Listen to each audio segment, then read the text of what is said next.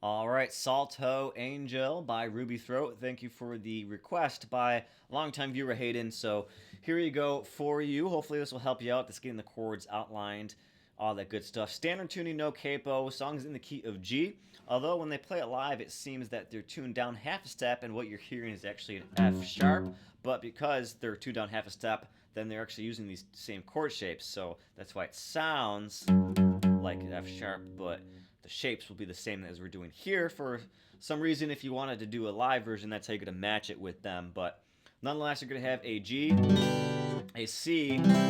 It's kind of hard to hear exactly what they're doing. It sounds like a C major 7, and then like grabbing this 3rd fret in the 2nd string, and then maybe when they finally go to that G, like grabbing the 3rd fret of the 1st string just right before they move back up to that G. Fool around with it. I can't really replicate it. I don't know why. It's kind of eluding me, but nonetheless, only other 2 chords are going to be E minor and B minor. But it's going to start off on this C for a little bit, and for the most part, this could be C to G. So for the intros, this could be that twice. Something like that. Can't really get it, but you don't want to have a C to G's for a lot, like I said.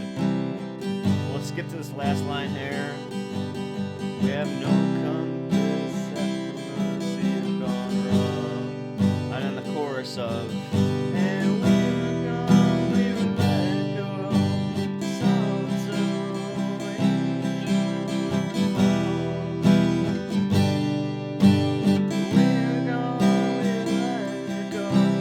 Salto Angel.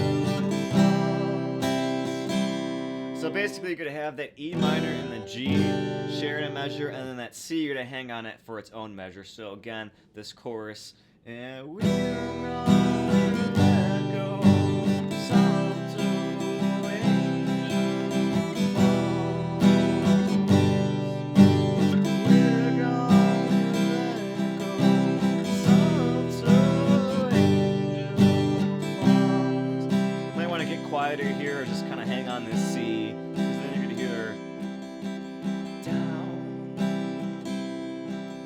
Hear her coming back in with these lyrics.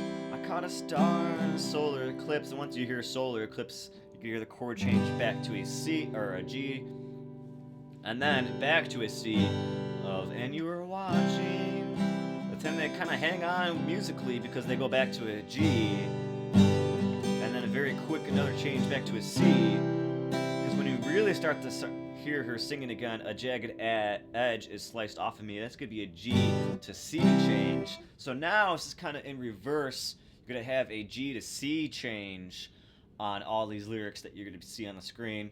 It's going to go back eventually into this chorus here. We're going to play this last line, and because it's going to be a G to C, but then a G right before the chorus.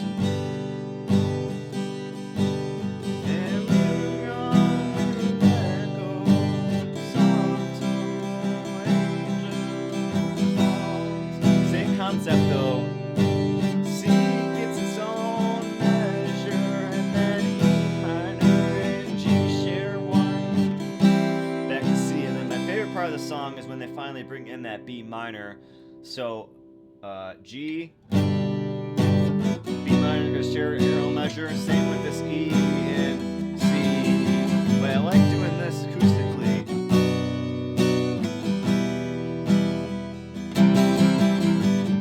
I had it there, so we have this G, B minor, E minor, kind of slow down and get quiet, and then bring it back up with that C. I think it's going to serve the song pretty well.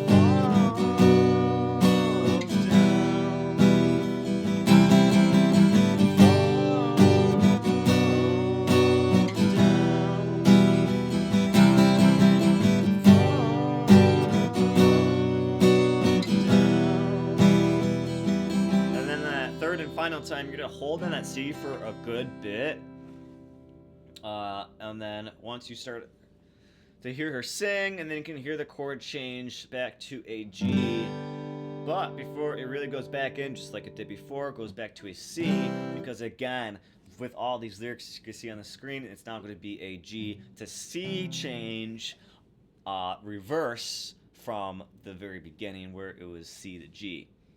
So hopefully that helped out. The rest of the song is going to be what we just talked about, but I won't really go through it and waste your time because it's going to be all the same until the very end. I have the full tab in the description, so hopefully this helped you out. Just kind of a bare bones, get you started, the acoustic side of things. There could be that slide guitar. You're going to hear just kind of go back and forth and some. It's a really cool song, so I really appreciate the sharing of it, and hopefully this helped you learn it. So there you go.